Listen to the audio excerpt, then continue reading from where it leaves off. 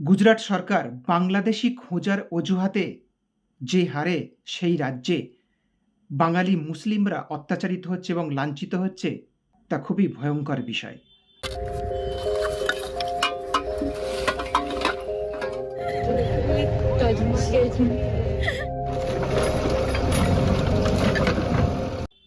সম্প্রতি বিবিসি একটা ভিডিও প্রকাশ করেছে এবং তাদের সংস্থা রিপোর্টিং সংস্থা যে রিপোর্ট প্রকাশ করেছে তা দেখে চক্ষু চড়কগাছ হওয়ার উপায়।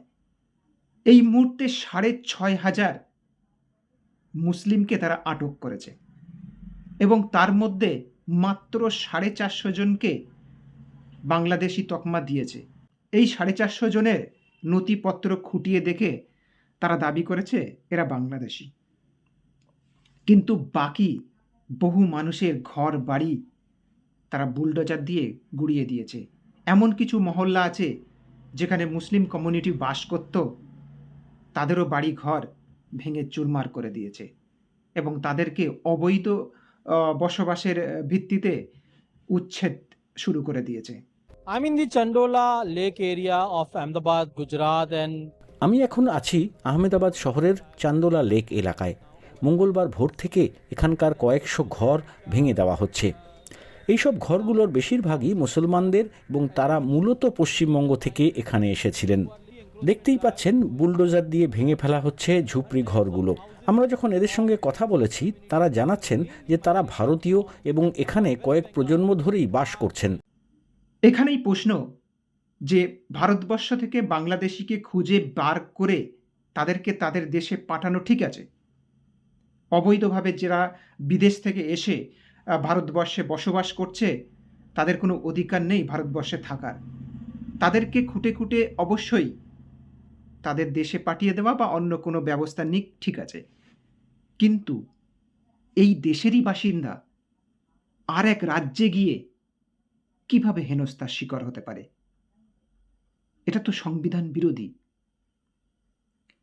শুধুমাত্র বাংলা ভাষা বলে তার জন্য তাকে বাংলাদেশি তকমা দিয়েও বহু মানুষকে হেনস্থা করছে গুজরাট সরকার। প্রথমত সুরাত এবং আমেদাবাদে এই অভিযান গুজরাট সরকার চালু করে যে বাংলাদেশিদেরকে খুঁজে খুঁজে বার করে আটক করতে হবে। তার জন্য অনেক পরিযায়ী শ্রমিক, বহু পরিযায়ী শ্রমিক বাংলা থেকে মুর্শিদাবাদ, মালদা, বীরভূম, বহু জায়গা থেকে পরিযায়ী শ্রমিকরা আমরা জানি গুজরাটে অনেক কাজ করে থাকে, সোনার কাজ এবং নানা বিভিন্ন ধরনের কাজ তারা করতে যায়।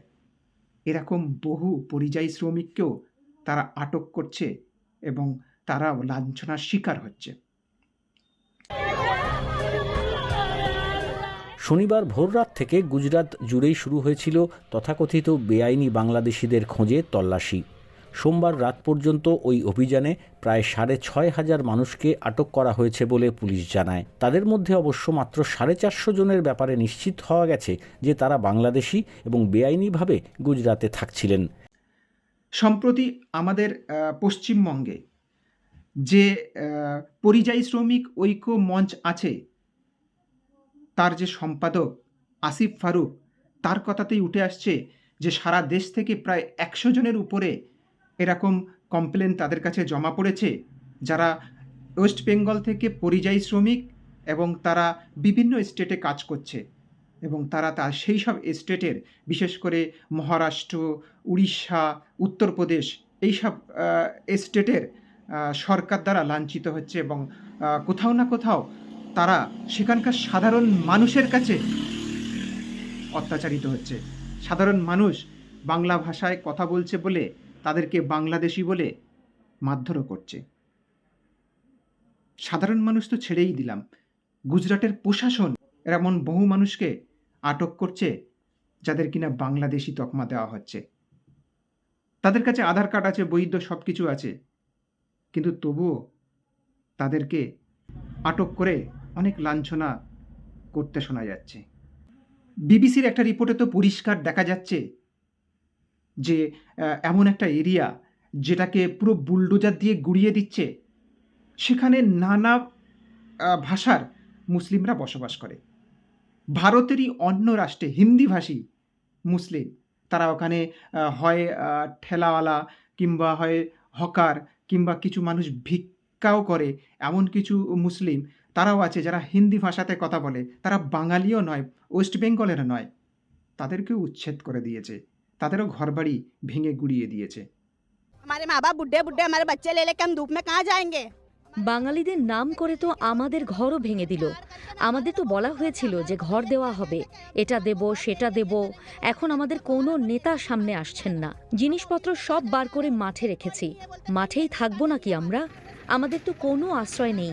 কোথায় যাব আমরা বাচ্চা বুড়ো বুড়িদের নিয়ে? कोई घर वर भी नहीं हमारे, तो हम कहाँ जाएंगे बच्चे लेके बुढ़ा बुढ़ी लेके हम सब। এটা সম্পূর্ণ মানবতা বিরোধী। মানুষ মানুষের সঙ্গে এই ধরনের আচরণ করতে পারে না। সম্প্রতি একটা বিরাট বাতাবরণ তৈরি হয়েছে ভারতবর্ষে বিজেপি শাসিত রাজ্যগুলোতে, যে বাংলাদেশি উচ্ছেদ করার নামে বাঙালি মুসলিমদের অত্যাচার করা হচ্ছে।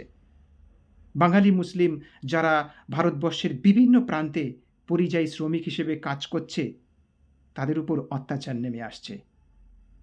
এটা সম্পূর্ণ মানবতা বিরোধী এবং এর বিরুদ্ধে সমস্ত স্টেট, বিশেষ করে আমাদের ওয়েস্ট বেঙ্গল, অবশ্যই পদক্ষেপ নেওয়া উচিত, অবশ্যই কড়া স্টেপ নেওয়া উচিত এবং তাদের প্রশাসনিকভাবে উত্তরপ্রদেশ, উড়িষ্যা, গুজরাট যেসব প্রদেশে এইভাবে বাংলাদেশি খোঁজার নাম করে পরিযায়ী শ্রমিকদের উপর অত্যাচার হচ্ছে,